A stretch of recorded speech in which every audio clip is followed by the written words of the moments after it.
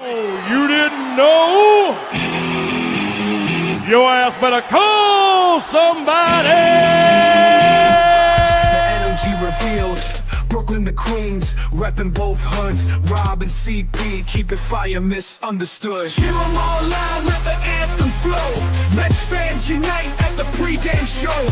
From city sand lights to the skyline greens, it's the heartbeat of Queens, the craziest dreams. Rob hype on the mic, CP's the fire spark. Together they ignite, voices like the park. Fans drift in jerseys, legacy bold. The Metropolitan story forever told. Turnstile spinning, the crowd floods the gates. This is family, no time for debates. Crack of the Batman, the roar never fades. Queens in the blood, it's how champions are made. Cheer 'em all loud, let the anthem flow. Mets fans unite at the pregame show. From city stand lights to the skyline gleams, it's the heartbeat of Queens, the craziest dreams. 7-line swagger, vibes electric and wild. Mets legacy golden since I was a child. Orange crushed skies, let the battle ignite. Ride for the home team till the last fight.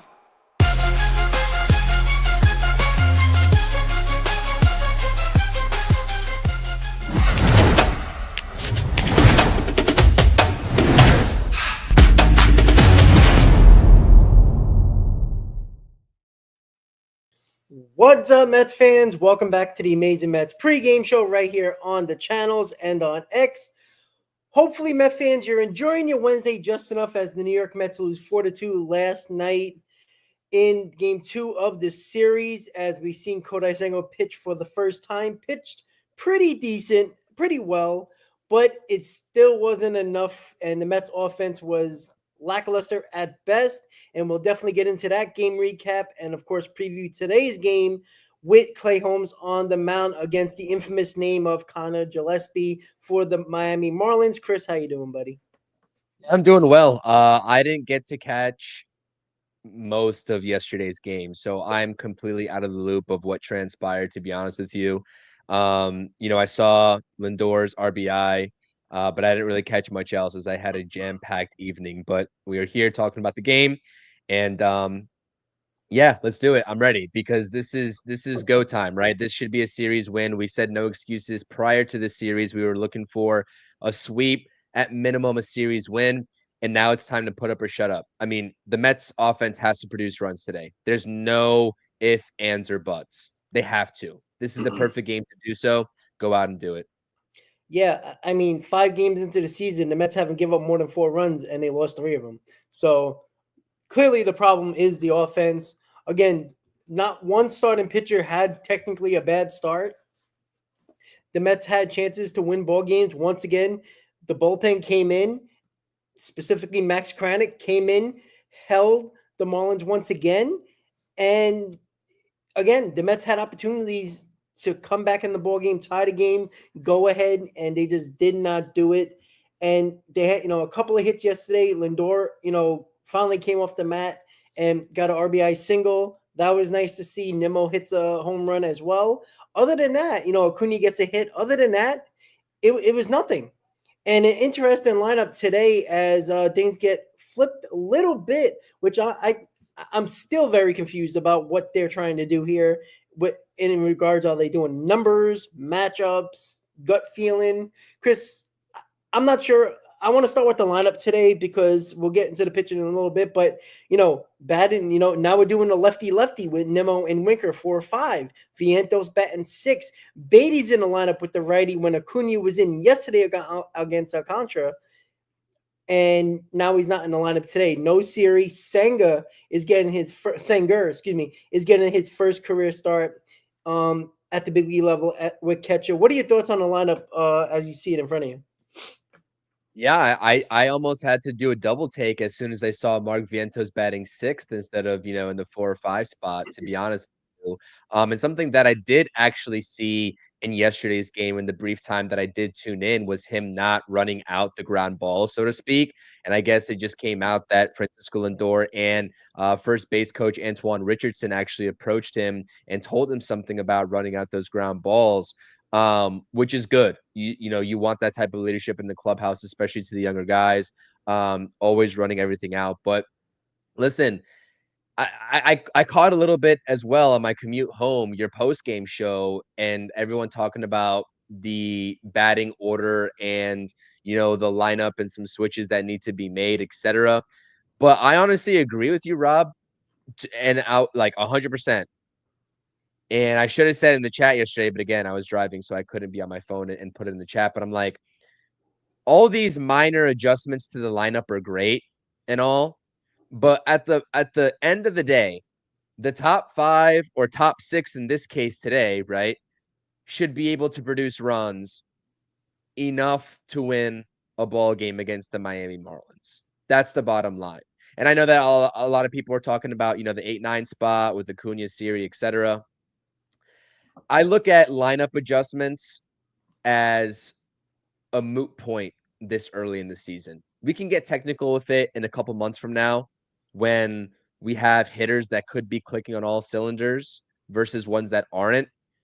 But at this point, it's just like nobody outside of maybe Juan Soto is clicking on all cylinders. You know what I mean? Like, what type of adjustments can this coaching staff, can Carlos Mendoza really make based off of what he's seen in the first, 5 games? Yeah. It's not much because nobody's really hitting. So to say that this guy belongs in this spot of the order versus that spot of the order, it doesn't make much sense to me, to be honest with you.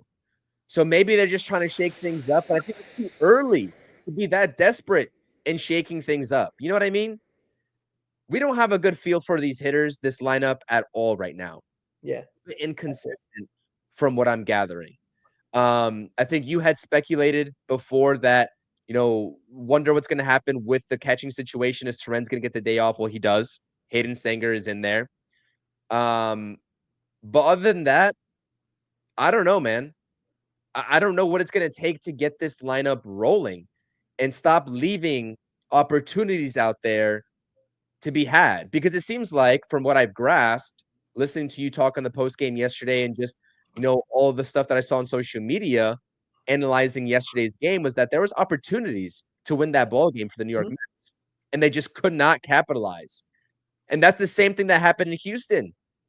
In both of those losses in Houston, the same situation happened. There are opportunities there. It's not like they're getting shut out. They're getting traffic on the bases, no matter what inning it is, and they're just not capitalizing. Yeah. So eventually they're going to capitalize, or they aren't. And again, we're only 5 games through. I don't think it's the end of the world at this point, given what we've seen so far. We can be off, we can be in a much worse spot. But this is the New York Mets we're talking about. We have established standards at this point. We have established expectations. And the expectations of this lineup is getting the damn job done. So we'll see. I mean, 7-8-9 today doesn't inspire much confidence. Brett Beatty, I like Tyrone Taylor a lot. But Hayden Sanger, we don't know what we're going to get from him either. But I mean, Connor Gillespie, man, just put up some damn runs. Make us come on the post game and be happy. I don't know if you watched my post game when I did it solo a couple days ago, when we won 10-4. It was electric. The chat was popping. Everyone was happy, and that's what a win tonight would do for this Mets fan base, coming out of a series win, going back home, and trying to figure it out at home. So let's do the damn thing, man. I'm tired of talking about, and I'm in agreement with you on this. I'm tired of talking about, Beatty should be hitting 8 instead of 7, or Vientos should be hitting 5 instead of 4. Yeah.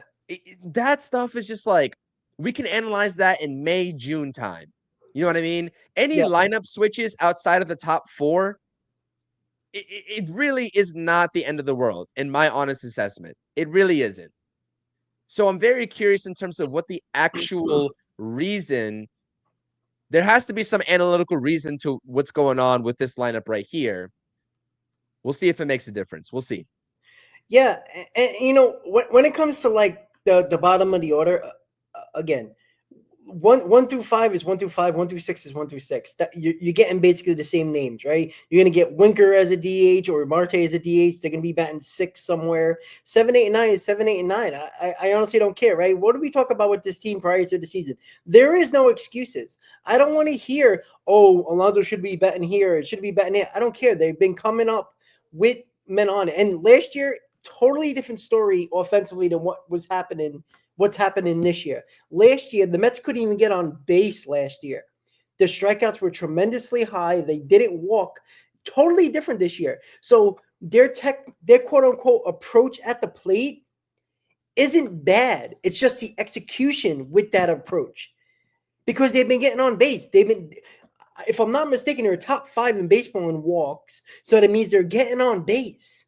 They're just not executing in those moments with runners on base. That has been the problem.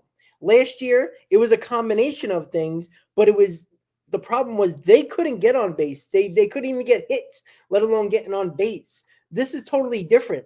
When you have 40 plus men left on base in 5 games, the opportunity is there for the taking.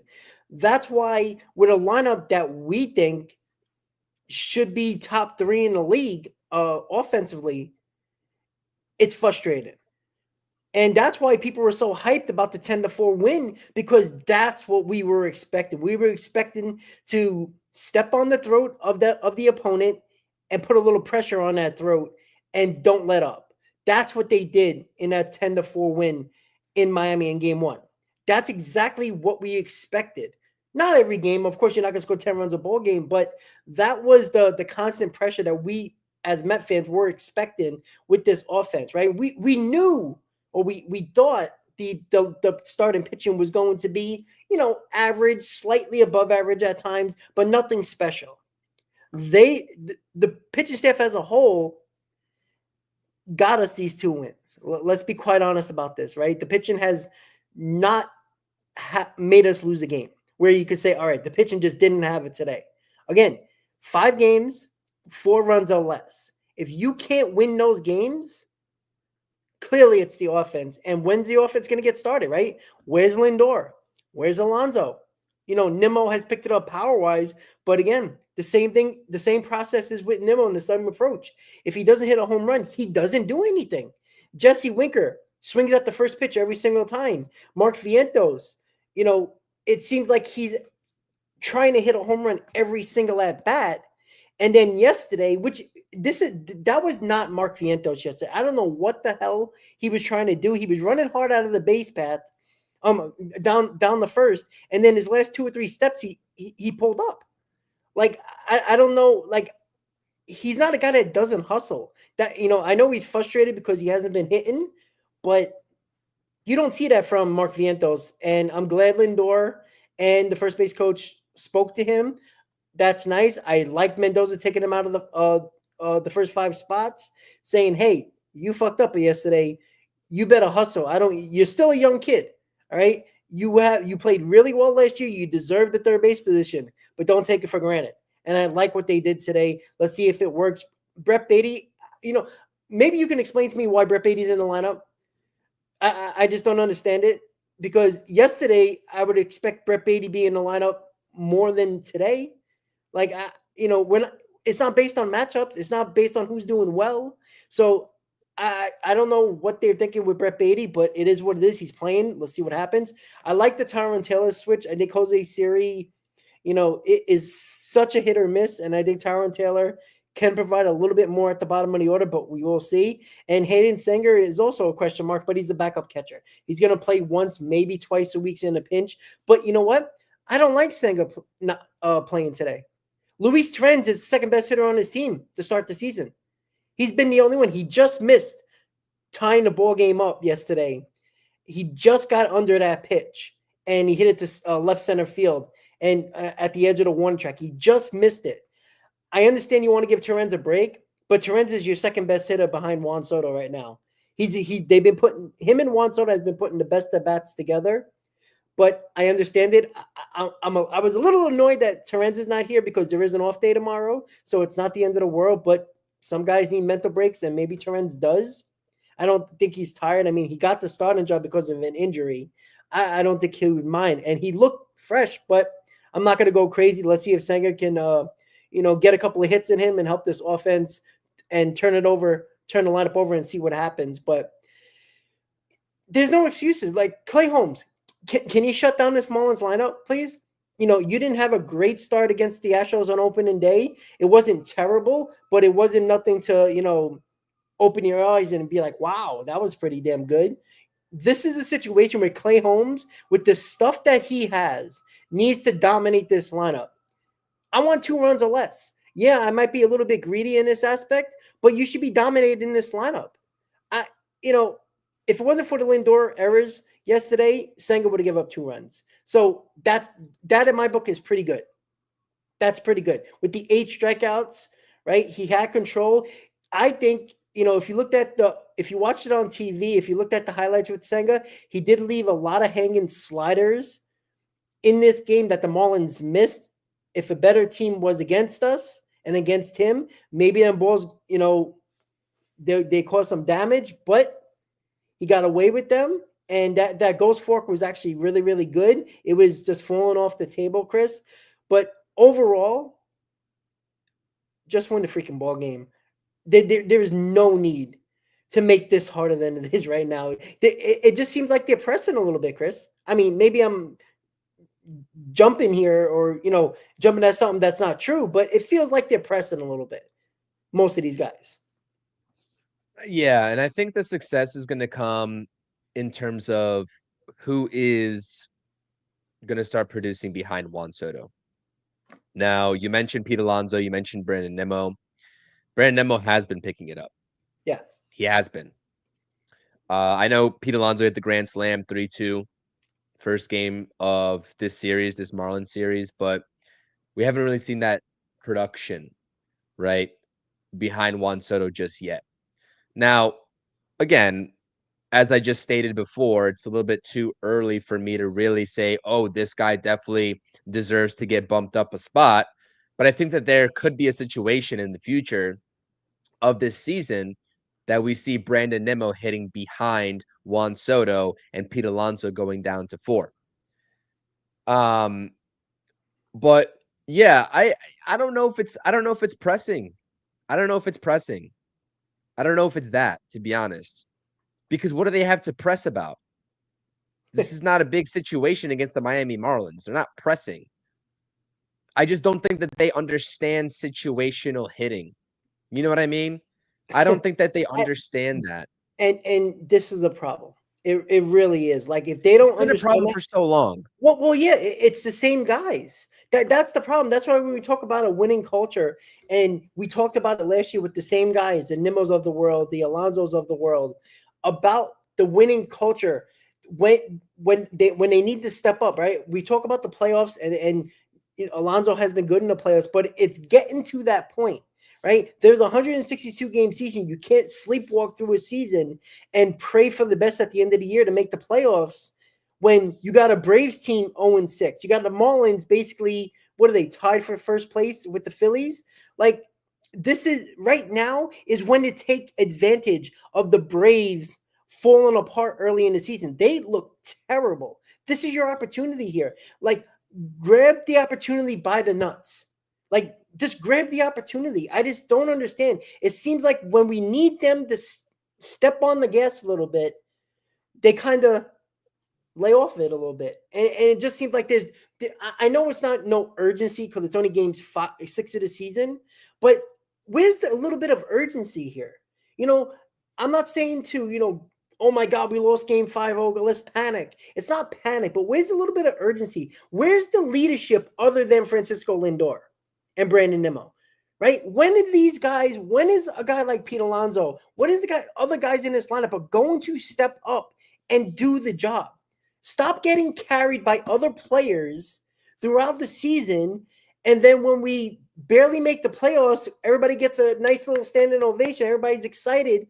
And that's it. Like, do your job. All right, Pete Alonso, you're getting $30 million this year. Step up. Lindor, $27 million. Step up. Juan Soto is going to carry this team, but somebody needs to help him as well. And nobody has been next to him doing their job. And it's absolutely frustrating because even last night, Juan Soto gets that walk, a crucial walk, right? Even if he hit a home run, we're still down by 1. He did everything he can to get on base for guess who? Pete Alonso and Mark Vientos. and they didn't do their jobs. And then what happens? No, that's what I said. The guys like this lineup is going to get going, and it's going to be up to the first guy and the second guy hitting behind Juan Soto. He's going to get on base for them at a high clip, and it's going to be up to them to drive this lineup, and the lineup will go as those guys go. So it's about finding the right combination of hitters, Nemo, Alonso, or vice versa. Maybe Vientos sneaks into that conversation to hit behind Juan Soto and to drive him to third base or drive him home with the bases clearing double. And that's really going to be, when we start seeing that is when we know the Mets offense is clicking on all cylinders. We haven't seen it yet. We're accustomed to seeing these slow starts from the New York Mets, to be honest with you. I can't say that I'm necessarily surprised. Am I panicked? No, of course not, because they will turn on the Jets. It's just like when, you know what I mean? When is that time going to come? Because every game matters at this point in terms of trying to get an established, I don't know how to say leg up, but yeah, it's a leg up on the rest of the NL East. And it's just frustrating because I don't think I can say of the 3 losses so far, before we fully get into today's game, right? And the matchup today, there's no game that wasn't really winnable for the New York Mets. There wasn't. Yeah. You know what I mean? And it's not a pitching issue. It's a hitting issue. It's an offensive issue. It's a situational awareness from the offense issue. And that can maybe be extended to the hitting coaches, to be honest with you. Now, I'm not going to throw any of the hitting coaches under the bus after game 5. I'm not going to do it. But we've been having real conversations about these hitting coaches back since what, 2023, right? Yep. There's 2 hitting coaches on this team. It's pretty unusual. I don't know many other teams that have 2 hitting coaches, to be honest, and maybe I'm just not paying attention. But yeah, that's all I'll say for that. You all will figure out, and you all will know what my thoughts and opinions are on the coaching level aspect of this team from the offensive standpoint soon. But at the end of the day, these guys are professionals. They've been playing this game a long time. I think the coaching is just supplemental to what the players should already know. You can't tell me that a major leaguer got to the major leagues, right, in this point of his career, not knowing that you have to move a runner over at least at the very minimum if it's man on second, nobody out. We'll see. We'll see. I don't want to make any rash judgments after 5 games, but it's very clear that this offense could be a little bit top heavy, but we haven't seen the top heaviness just yet. Everybody was predicting, oh, look at the top 5. They're going to be producing. They're going to be carrying this offense. Can the bottom of the lineup produce? Well, top 5 or top 6 really haven't produced as of yet outside of Juan Soto. Need to see that change because, again, at 100%, Rob, the names that you see right here, even including Jesse Winker in that 5 spot, they should be winning the Mets ball games. Yeah. You know what I mean? Who cares what Clay Holmes goes out there and does today? He can give it 4 runs. The Mets should put up 6 and hand it to the bullpen, which has been absolutely fantastic, by the way. This bullpen is amazing, awesome, knew it was going to be, and every single one of these guys are contributing outside of the lone performance in that 10-4 victory by Danny Young. But yeah, all eyes for me are going to be on this offense today. Something's got to change. Yeah, they need to step up today. They really do. And for everybody in the chat talking about, oh, it's early, it's not time to panic. It's not about panicking. We watched firsthand last year what happens when you don't win ball games in April. You gotta fight every month after that. May, June, July, August, September. And then when you get into the playoffs or possibly get into the playoffs, you use all your energy, all your might, every last bit of gas left in the tank, and eventually you burn out. And again, this is a prime example here. I said this before the season started. I said it on opening day's pregame. The Mets have the third easiest schedule in baseball in the month of April. The hardest month of the schedule is in June. May is the fifth hardest month. So if you're going to play like this against teams that are top of the league or one of the better teams in baseball, you're not winning. It's just that simple. It's a fact. This is the problem. So the same people who are not panicking now will be panicking in June when they're games behind first place. The wild card, again, here's the problem with the situation with the wild card right now. The Dodgers are undefeated. They might not never lose a game. The Padres are undefeated. So that's already a wild card team. So that's wild card team number one. Yes, we're only talking about that 5 games into the season, but it's a reality check for Met fans who don't want to panic. It's, we haven't had a home game yet, blah, blah, blah, and all that crap. All right? It is a problem because, again, how many games did we lose last year in April that could have mean everything in August and September? Right? I'm not saying to panic, but you're lucky you're playing the Miami Marlins. You're lucky that the Astros team, that is a good team, but not as they used to be, there is opportunity to win those ball games. And you can't keep on, going through the motions here through April, right? You got the Blue Jays, who aren't a great team. You got the Marlins again. You got the Athletics, right? That's your next 9-10 games. This is where you got to win these games, bulk up them W's. Because, you might have a little stretch where you're losing 2-3 in a row, but losing to the better teams. You should be eating up these W's against these teams. And let's just hope that the offense comes around soon, because they can't have another April like last year, because we're going to be talking about the same nonsense. And we can't just hope the pitching is going to continue to talk about. Even the players yesterday were talking about Sandy Alcantara, guys. This is how much they know that they're talking about Sandy Alcantara in the July 31st trade deadline. They're talking about this already.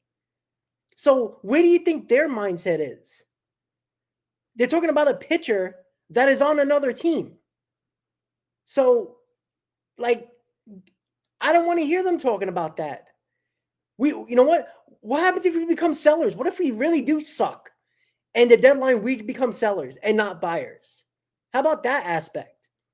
Because everybody just assumes that this team is going to be a playoff team. And you know what? They also got to prove it. Expectations hit you in the face, and they have high expectations. They haven't done nothing yet. 5 games into the season, it is what it is. But at some point, you got to show that you belong. Stop these terrible fun. They're fun, but they're annoying magical seasons, because I want to win when we're expected to win.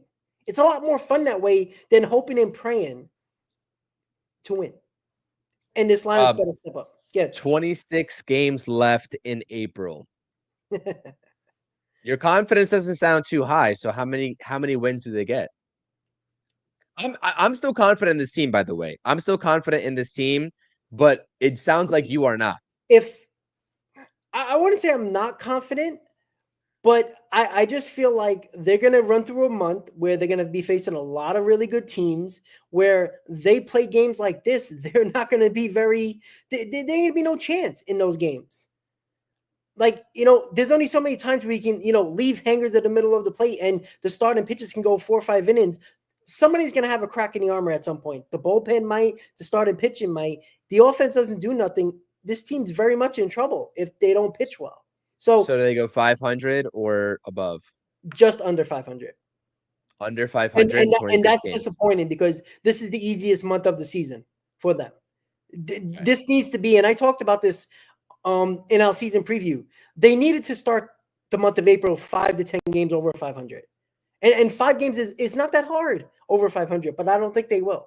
I don't believe they will, because again, you got, you're reigning number 2 MVP in Lindor struggling again in the month of April, right? You got Juan Soto basically carrying a team. And Juan Soto hasn't been, excellent. He hasn't been great, but he's been more than good enough. But nobody else has been picking up the slack. And, where is it? We've seen Alonso go through, a terrible stretch in April. Same thing with Nimmo. Same thing with Lindor. Can Juan Soto win us a couple of games? Yeah, sure. Of course he can. But is that enough, right? Remember last year, we actually had the bottom of the order hitting early in the year. That won us a few games. Right now, that's not happening either. So that's the other problem. So the spotlight is on 1 through 5 because 6 through 9 or 7 through 9 is not hitting right now at all.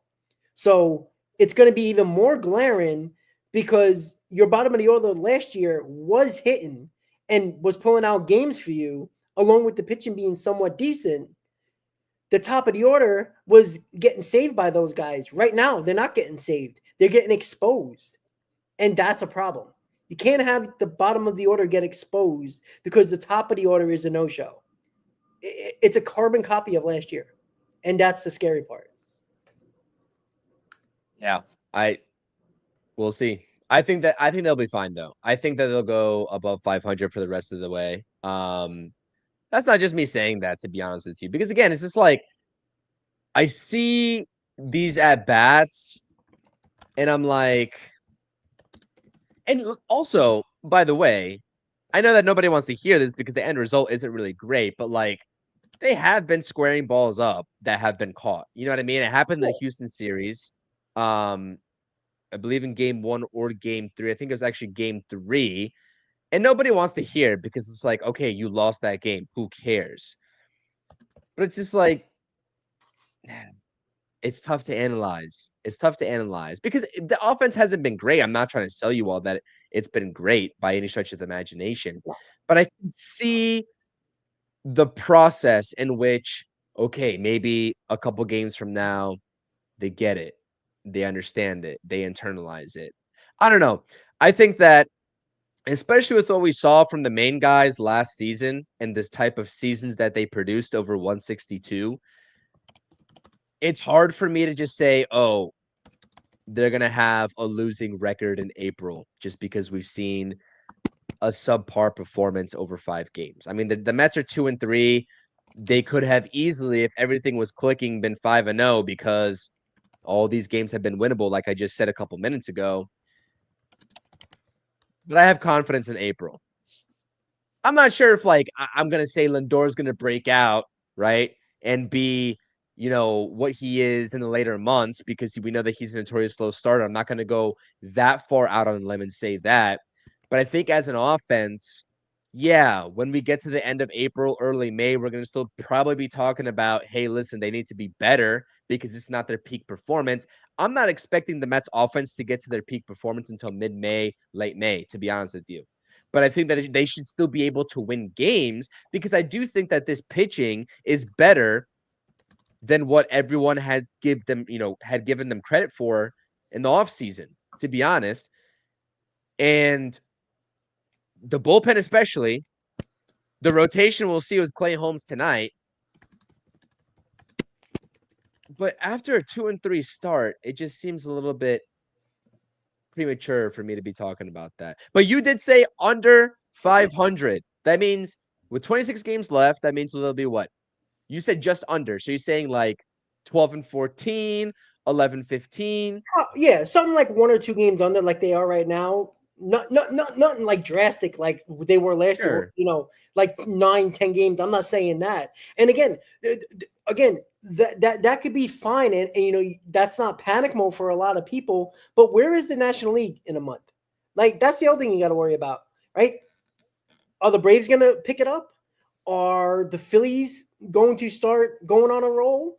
You think the Marlins will come back to earth? So right now you probably have to worry about the Phillies, but it's division and then probably 2 spots of the wild card because again, you got a Padres team who's undefeated and it's only 6 games. And I understand that for most teams and Dodgers are 7, but everybody just assumes that the Dodgers are going to win the NL West. You got the Diamondbacks playing pretty well. You got the Padres playing extremely well. That's already 2 teams in the West you're already talking about in the wild card, not including the Mets and right? You would think the Braves would find a little bit of traction and come back to life a little bit. And then the Central, who are going to be beating up on each other. So, that's the thing that I worry about, is the fact that there could be a couple of really, really good teams in the NL West. A lot of people are predicting that there could be 3 teams coming out of the West for the wild card. I know that's just a prediction, but again, have you watched the NL West? They're really damn good. Padres are good. I didn't think that they're gonna be good this season, to be honest. Me neither. And they are good. They're pretty good. Yeah. But what I also will say is just like the Marlins just took their first series in Pittsburgh, right? I get it's the Pirates, whatever, but they took 3 of 4. They just split with the Mets over the first 2 games, awaiting tonight's result.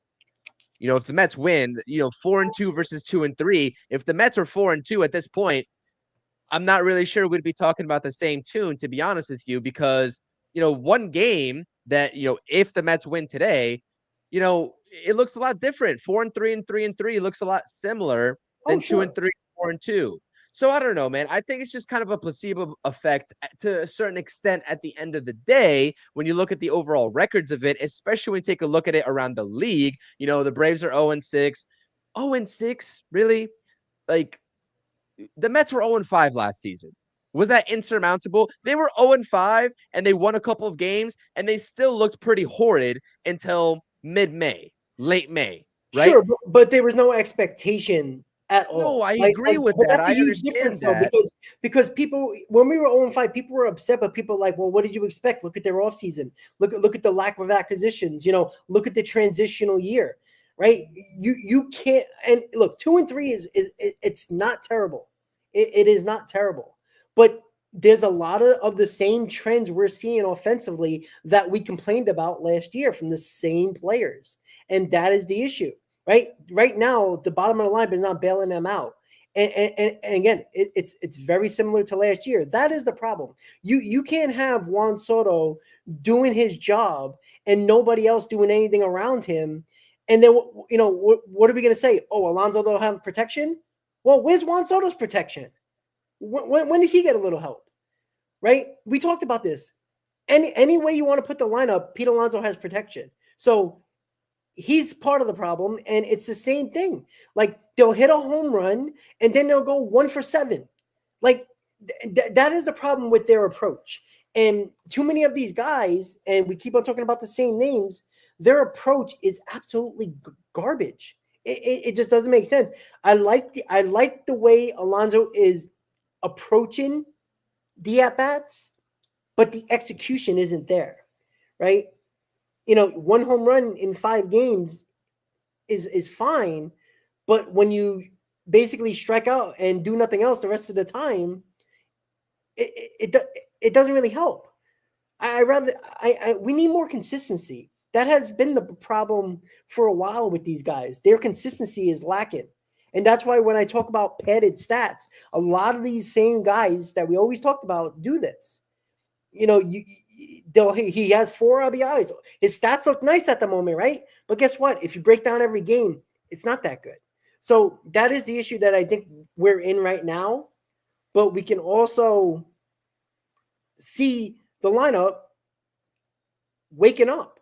But who is going to do it other than Juan Soto and Luis Torrens? I think it was Explosive said, oh, you can't judge this lineup until Alvarez comes back. Alvarez wishes he would be hitting like Luis Torrens right now, because Luis Torrens is your second best hitter in your lineup over the first week of five games. That's how good Torrens has been. So if Juan Soto and Luis Torrens are going to be the 2 guys that are going to be stepping up, we're in for a long month. You got to get it together here, guys. Like, where is the anger, right? There's no sense of urgency, and that's why they caught themselves in a big-ass pickle last year, because there was no urgency until there was actually a team meeting. This team shouldn't be having a freaking team meeting. It shouldn't get up to that point. Where is the urgency from the guys? That's what I want to see. Where is it? Because what happens today if we don't win the ball game today and we lose 2 out of 3 against the Marlins? Watch a lot of people in this chat. Oh my God, look at this team. They can't. How do they lose to the Marlins? A bunch of no names. Because that's exactly what's going to happen. But again, we got a game today in about 30 minutes or so. Let's just see who is going to step up and actually do their job. And I'm going to pinpoint one guy. I want to see Mark Vientos come back with a vengeance. And maybe that little wake-up call from Lindor and the coaches, I think Vientos is going to take off today.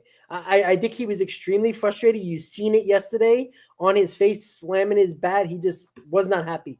Slamming his elbow guard and all that. He wasn't happy. We're going to see anger from Vientos today. He's got that little swag, little attitude that I want to see from somebody. Because all I see is Alonso shaking his head, Lindor shaking his head, and Lindor, like the leader he is, he blamed himself for yesterday's loss, which he should, because he was the big reason why they lost. But I want to see some anger out of these guys, Chris. I really do. Like, where is the attitude? Where is the attitude that we seen last year, right? You can't only have the attitude when things are going well. It's when things are going bad or things are not going well and not in your favor where I want to see a little bit of attitude. Get angry. Make it happen.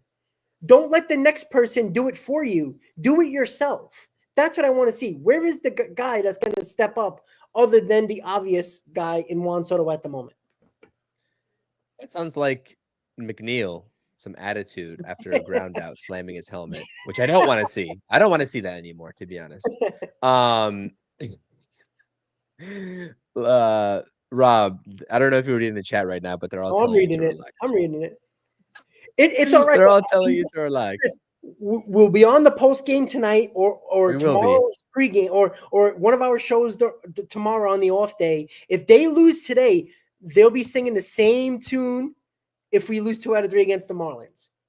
So let's not act like I'm speaking bullshit here when you know it's all going to happen. Right? I picked this team to win 94 wins. After all the negativity I spilled during the offseason, I picked 94 wins. Right? So there is a confidence level to this team. But how many more times do we have to see the same thing from this damn team, from the same players every year? Until they actually do it, and in a year where they're expected to do it, yeah, you're going to get questioned. Yeah, you're going to have a little frustration. And yeah, you're going to get frustration from me, because it ain't Talking Mets at Rob without some frustration. That's the way I see it. Let's win a ball game so we can spam some W's on the post game, because that's going to be my favorite part of the post game. Listen, I want to talk about a win. Post games are so much more fun after wins. I think this team should win. Win. I'll talk about it 1,000 times. Yeah, there's no reason to panic for me, to be honest. I know that's Ken's favorite saying from me, so I'm just going to keep saying it, to be honest. And yeah, it's, honestly, let's go out there. You don't really know much about Connor Gillespie. There's not really much sample size to him in his career so far.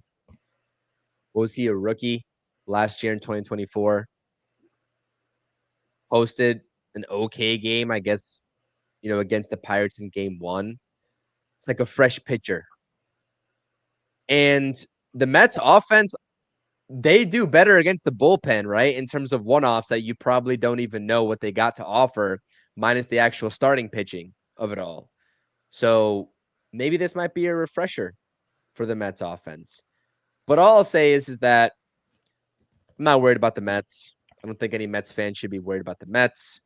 I think that there's a lot of validity in terms of what you're saying, Rob, and the thought process behind it of there's clear expectations for this team. There are other teams that you look out west in terms of the Dodgers and the Padres that are getting off to extremely solid starts, and the Mets were always going to be compared and stacked up against those type of teams. So to see 2-3 versus 6-0, I get it. It's a vast difference so far. And those offenses and those teams are clicking on all cylinders, and the Mets objectively aren't. I'm not going to try to sell any Mets fan that the Mets are clicking on all cylinders right now, because they're not. But there's plenty of time to get it figured out. And if they don't get it figured out, and if we're talking about a series loss after it's all said and done on the post game, we're going to let you know about it. And so that's really the way that I go about, especially early in the season. I think it's important to analyze the Mets, not what happened in Houston. You know what I mean? Maybe not even what happened yesterday, although it's refreshing to talk about yesterday because I didn't get to see yesterday.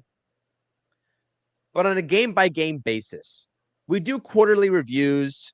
We definitely do mid-season reviews. We'll do three-quarter reviews, stuff like that. End-of-season reviews before the playoffs.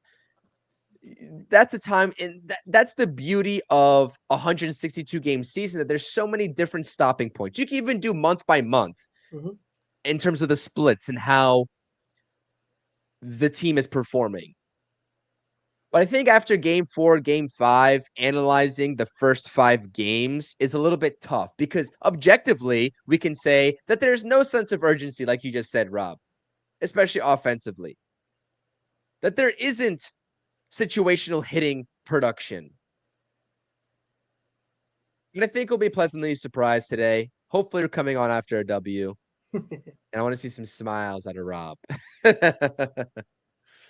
Yeah, maybe it was flying to Houston, eating the good food, drinking the good drinks, and then seeing that nonsense on the field where they couldn't scratch out, anything at all, and it was just, even the second game, it was like, come on. Even though they won, it just felt like it just felt like a lackluster win. I know a win's a win, and we'll take it. Trust me, we will take it. I don't care if the Mets look terrible today, but they find a way to scratch to win 1-0. Yeah, I'll bring up the negative, because if you don't do it, you are, you're just hiding from the real reason, the real situation of the team. But I do think that this lineup can be lethal. Of course. The issue is, I don't think we thought that everybody would be cold at the same time. We always thought there would be 2 people cold and 2 people red hot, and it would be enough to put the lineup over the top. Right now, you got most of the lineup cold. Like, that can't happen. This lineup should be at least the top 5, top 6 is too good to be completely cold at the same freaking time, because it just makes the lineup look terrible. It really does. I mean, it's just situational hitting too, like you said, Chris. That needs to change more than anything else. Even Jose Siri yesterday, right, hitting the ball to the right side, moving the guy to third, like little things like that. Oh, great, bottom of the order, doing something productive. Like it's something. It's little things like that. Sack flies, moving the runners over. Little things like that start to get you going just a little bit. It gives you a little bit of positivity in your at bat. It just seems like there's too many. And I know you emphasize a lot that the first pitch might be the best pitch you see in a pitch sequence, but I think they've been overdoing it a little bit. They've really been trying. It seems like they've been trying to, and maybe that is the approach. And I'm not going to say it's a bad approach or a good approach, but the first 5 games of the season, it seems like they're very jumpy early on. They're very out in front. They just seem like they're trying to hit early and not trying to work a count. And I'm not saying it's the worst thing in the world, right? A lot of teams do it, but when you're not executing at all, for the most part, you have to take a step back a little bit and maybe, take a walk a little bit, right? We've been liking Alonso's approach at the plate. Now, the execution hasn't been there as much as we all like, but I love his approach. Been taking a little bit more walks, even though he's hitting the ball the other way, it's not technically all for power. It's singles besides that home run. I like the approach. The execution got to be a little bit better. And maybe they do have to take a little bit of a step back. And yeah, maybe that first pitch is probably the best pitch to hit, but you've been not doing anything with that, at least through the first 5 games of the season. maybe when there's a little bit more confidence in your hitting and you feel confident in your approach at the plate, then you can start doing that again, because it seems like they're guessing a lot as well. And that's kind of the name of the game. But what are your thoughts on that with their approach? Well, so if honestly, I don't really know the percentages behind first pitch swinging or early count swinging or not.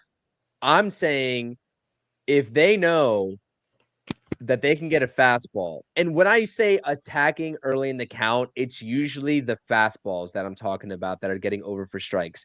Off speed strikes early in the count are, you got to tip your cap to the pitcher, to be honest. That's how I view, and that's how I've always gone about viewing at bats. But for me, unless your timing is just completely off, there's no reason to miss a first pitch fastball. There's no reason to miss an 0-1 fastball or 1-1-0 Are they looking fastball. for that though? That's the issue. That's the thing But that they should be. There's no reason to be I looking, agree. It doesn't look especially the like bottom of the lineup. Especially the bottom of the lineup. correct. But if a hitter takes 0-0, they take a curveball for a strike, I'm That's not going to fine. complain Yeah. about that. I don't care about that. But if you're telling me that Pete Alonso, as the number 3 hitter, is getting a fastball right down the pipe, and he looks late, and he looks like he's guessing curveball, like, why are you guessing curveball on the first pitch? I get it, you're the 3 hitter, understood. But the way that I think a lot of hitters are taught, and maybe the game is changing, I don't know, probably is, with the amount of pitches and the sequence differences that pitchers are starting to utilize now, is that you sit fastball, adjust off speed, especially early in count. So I'm not saying swing at some garbage down and out curveball that's going to, nip the corner of the strike zone in the first pitch. But also, I mean, Pete Alonso's been working counts because he's been laying off of balls at the end of the day. Yeah. So yeah, that's when I say attack early in the count, it's primarily hunting the fastballs and not the off-speed pitches. So I'll assess that tonight as well, and I'll really be sure to be on the lookout for that in this game. Yeah, I 100% agree with you. I'm not worried about them taking a curveball down, over the plate on the first pitch. It's just when that fastball comes and it's there, you got to do damage to it, because again, Right. that might be the best pitch you see. And Explosive in the comments says the Mets play way better with gimmicks. I got a gimmick for you. MMMP. More money, more problems. It seems like this Mets team right now. So yeah, that's old school, rap music, rap song there. More money, more problems. But it seems like it, because this is a money pit of problems at the moment when it comes to the lineup. We got a lot of money at the top of the order in the top 4, and most of them haven't done it as of yet. Earn that paycheck a little bit. When the issue is, I think they take too long to adjust to their approach. Even if it's in game or in series, they need to adjust quicker. And maybe you can blame the coaches for that. But again, I'm gonna blame the person that makes the money and is the professional. You should be able to do that yourself. You're a ball player. You're a professional ball player at that. Make the adjustment. If the pitcher keeps on throwing you the same pitch and you're not adjusting to it, you're the problem. Nobody else is the problem. So what your final thoughts for the game tonight? What do you want to see from Clay Holmes? This is not a good lineup that he's facing.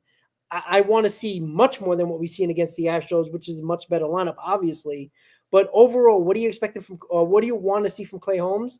And what do we need from this lineup, Chris? Please let me Fast. know. We need a lot from this lineup. Fastball command from Clay Holmes that he did not have in his start in Houston is going to be crucial for him to set up his off speed, whether it's a slider or the kick change. He's going to get swing and miss on those off speed pitches, but the hitters are going to adjust second or third time through, you would think, if they know that he can't throw his fastball for a strike, which he essentially couldn't really do at a high clip in Houston. So that's what's going to happen for Clay Holmes. And that's the adjustment that he's going to have to make, from one start to the next, which is today. From the lineup, Move a runner over. Very minimal, man. I don't know. Like I think the formula is simple for this lineup is the game of baseball in general is just put runs across the damn board because it's not a talent issue with this lineup. I mean, even if you have Beatty in this lineup, even if you have Hayden Sanger in this lineup, who cares? They should be putting runs across the board regardless. Regardless. And they scored 10 runs in a ball game with 11 hits just 2 nights ago. Yeah. While taking 4 of those hits the opposite way. So that tells me, hey, this team can hit opposite field. They can find success opposite field. And if you open that possibility up as a hitter, that puts the pitcher in a real tough situation because they're not thinking, oh, this outside corner is an automatic ground ball to the shortstop because they're just trying to pull everything. Yeah. This is going to be a ground ball to the right side in between the second baseman or the first baseman for a base hit. Oh, this is going to be a soft line drive into the outfield for a single. Eventually, I think this offense and the firepower can get to a point where they can be dominated by extra base hits and home runs. I know that there's a lot of a turnoff with that amongst old school baseball fans, but the talent in this lineup can get to that point. They can. But for right now, I do think if they're struggling mightily getting their timing down and just putting runs across the board as a whole, that base to base baseball and just going back to the basics isn't the worst thing in the world. And that really is, I guess, feeding into the philosophy of Eric Chavez, who's a hitting coach on this team. And I don't like it, but at the end of the day, because you can win regular season ball games this way. But if you take a look at what the Padres are doing and the Dodgers are doing, dude, Yeah, it's insane. Those teams are gap to gap home run teams. They're not base to base teams. But this team should be too. This team should be too. At least I'm saying. Top 5. It should be that way. They should be exactly like that. They're a gap to gap home run hitting team. Correct. That's what they should be. And I think that they will get to that point, Rob. I think that they will, but it's clear that they're not at that point right now. Whereas in contrast, you see the Dodgers putting out, 2 home runs every ball game. The Mets aren't really there just yet. So I think that they will be that kind of brand of offense at some point, but they got to go back to the basic situational hitting base to base and just come out of Miami with a higher morale in terms of a series win than you go back home with if you lose to a Marlins team that is not good. I mean, not good. So that's what I'll say. That's my final thoughts. That's what we need to see from Clay Holmes in this offense. Yeah, and the Dodgers are a video game. It's like they're playing on all-star level, and everybody else is playing rookie level. Like that's the way it seems right now. But I 100% agree. Clay Holmes needs to dominate this lineup today. Again, it's hard. We can't kill the pitching. The pitching has been more than good enough to win ball games. What I want to see is the fact that when the lineup is clicking on all cylinders together, which has been 1 game out of 5 so far, they look unbeatable. But it's when you need 1 or 2 guys to step up instead of when everybody's going well. Yeah, it's easy to hit. There's no pressure on you. But when it's the 4th inning and you're facing the Marlins and you're down by 1, are you going to get that hit to bring home a guy? Are you going to hit that ball over the wall? That's when the pressure seems like it's a little bit too big at the moment for these guys. At the moment, I want to see them step up when things aren't going well, and you need that run that cross the board, to cross the plate to get on the board. Let's see it. Again, I want to see urgency. I keep on saying that word. It's not panic. It's urgency. I want to see a little bit more pep in the step. I want to see where is the confidence of having Juan Soto in this lineup? Where is the confidence from Pete Alonso, who claims he still wants to be in New York? Brandon Nimmo. He's healthy, right? He's playing left field on every game so far. Let's see it from this team. I think Vientos is going to have a big night today. So my key focus is on Mark Vientos tonight after the debacle of not running it out at first base and getting talked to from Lindor and coaches. I think Mark Vientos is going to play mad today. And I expect Mark Vientos to have a big game today. Would it be shocked if he hits the first home run of the year today and a couple of RBIs? So watch out for Mark Vientos tonight. Let's win a ball game. Let's be talking about a Mets win on the post game today, guys. Enjoy the game today. Rubber game in Miami, in South Beach. Clay Holmes, Connor Gillespie on the mound, guys. Let's go Mets, and we'll see you later tonight on the post game show, guys. Let's go Mets. Let's go Mets.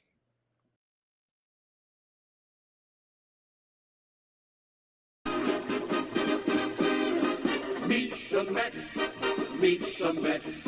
Step right up and greet the Mets. Bring your kiddies, bring your wife.